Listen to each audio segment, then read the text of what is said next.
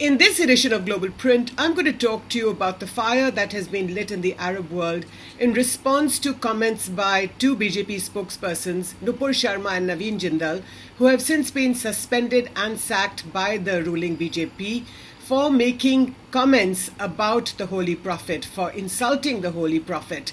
Now, several countries have come out very strongly. The Indian envoy in Qatar, in Kuwait, as well as in Pakistan, has been summoned by the Foreign Office and told off. India has been reprimanded. We haven't seen anything like this before in several decades, not at least since the demolition of the Babri Masjid. But before I go on, dear viewer, and explain to you what exactly is going on, why it's going on, who has spoken up and who else should speak up, I'd like to make an appeal to you. Please do subscribe and pay just a little bit for the Print's free, fair, objective and unhyphenated journalism. You've been very, very supportive, very encouraging these last several months, including over the 2 years of the pandemic, and we do hope that you will continue to support our journalism, the Print's unique brand of journalism. Now, back to my column, Global Print, on the Print's website, which I would encourage you to read. And this week, of course, I have written about the fires that have been lit across the Arab world in response to the insulting comments by Nupur Sharma and Naveen Jindal, two BJP politicians. Now, over the weekend on Sunday, both Nupur Sharma was suspended by the party, Naveen Jindal was sacked by the party, so they no longer remain spokespersons. And this was in reaction or in response to the very critical comments by several countries in the Arab world. And over the last 2-3 days, we have seen how this has snowballed across the region. So first it was Qatar that came out very strongly, followed by Kuwait. It was almost as if Qatar and Kuwait were synchronizing their positions. They summoned the Indian envoy to the Foreign Office, and the envoy said, no doubt it was scripted by the Ministry of External Affairs back home, described these two spokespeople, or former spokespeople, shall I say, as fringe elements, and said that they do not represent the views of the government of India.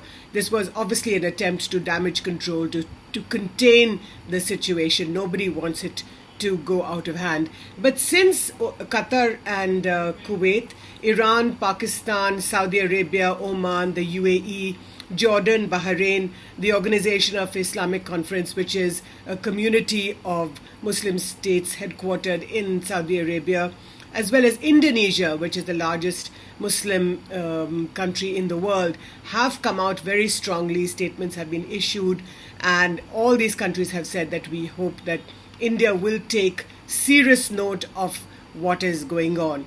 So what is going on? Now, we know that about 10 days ago, these two BJP politicians made insulting remarks about the Holy Prophet, and as a result of that, crossed the red line.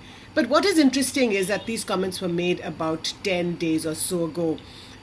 Since then, we know that there has been violence in Kanpur. Several people have been injured, but actually nothing was said in response. No BJP leader, nobody either from the Home Ministry or from anywhere else for that matter, nobody said a word that what both Nupur Sharma as well as Naveen Jindal said was absolutely unacceptable and unforgiving.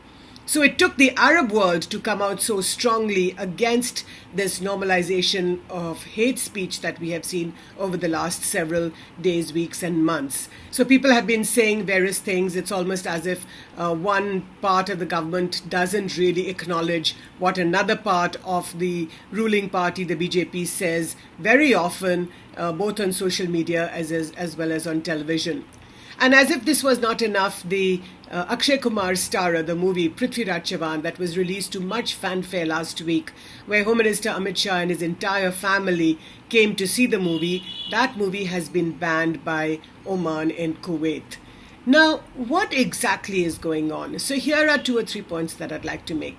The first is that when these two BJP politicians insulted the Holy Prophet and said absolutely unacceptable things about him and his wife, that crossed a red line.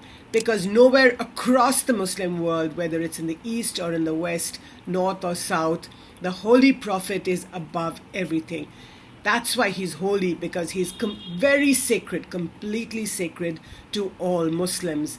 And this is something that India knows very well. India has a huge community of 200 million Muslims. So it's not as if any ruling party that rules India or the government doesn't know that there are some things that cannot be spoken about. And one of this is about the Holy Prophet. Now, the politics that we have seen these last few years in the Modi government is a pro-majoritarian kind of politics, which is that you only need the 80% Hindu vote, and I will say that in quotes, to win an election. An election after election has been fought on that kind of politics. Now, be that as it may, the countries abroad, the Arab world, the Muslim world is not interfering in what's happening inside India. But when this touches a nerve, when somebody says something insulting about the Holy Prophet, then of course that has a resonance that resonates across the Muslim community, the Muslim Ummah, and this is exactly what happened. So this is not just one odd country saying something because it doesn't like India. Actually, the fact of the matter is, and this is the second point that I'm trying to make, Prime Minister Modi, since he became Prime Minister in 2014, has gone out of his way to engage with the Muslim world. We saw in December 2015 when he went to Afghanistan and laid the foundation stone of the Indian Parliament, which India helped to build subsequently. And by the way, the Taliban regime in Afghanistan has also censured the Indian government for these remarks by the ruling BJP's spokespeople. So we saw how Prime Minister Modi in Afghanistan said some really wonderful speech, and if you go back to his speech, made the connection between India and Afghanistan. He doesn't talk about Afghan Muslims, whether Pashtun or Tajik or any other community. Similarly, when Prime Minister Modi in 2018 went to Abu Dhabi, and the reason I bringing up that visit is that because he's been more than once to the Emirates, is because in 2018 there was a beautiful new Hindu temple that was built in Abu Dhabi, which the Prime Minister, of course, went for. It was sort of inaugurated by him.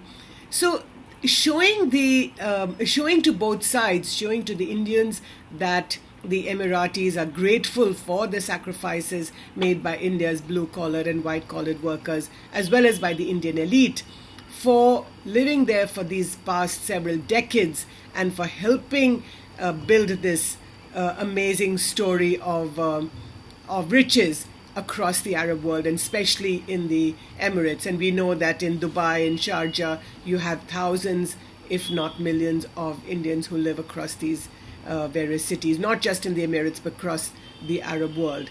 Now, if Prime Minister Modi is reaching out to these countries in the Islamic world, then surely why would the ruling BJP allow two bit spokespeople to make these absolutely horrific comments? This normalization of this hate speech that we have seen these last several months is completely unacceptable. And as a lot of people have been saying and elsewhere, please do watch my debate with 3 former Indian ambassadors, all Arab experts. Rajendra Abhyankar, who was ambassador to Syria some years ago, a widely acknowledged Arab hand.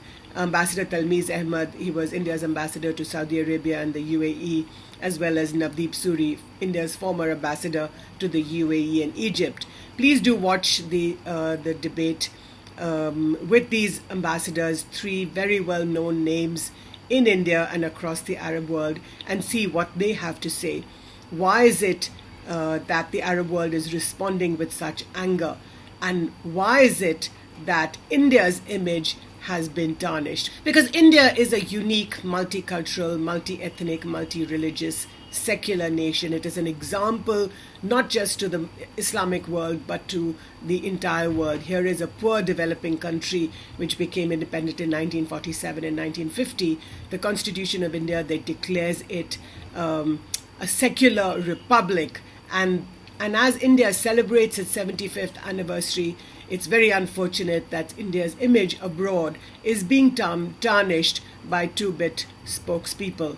So let me tell you a little bit about the relationship between India and the Arab world.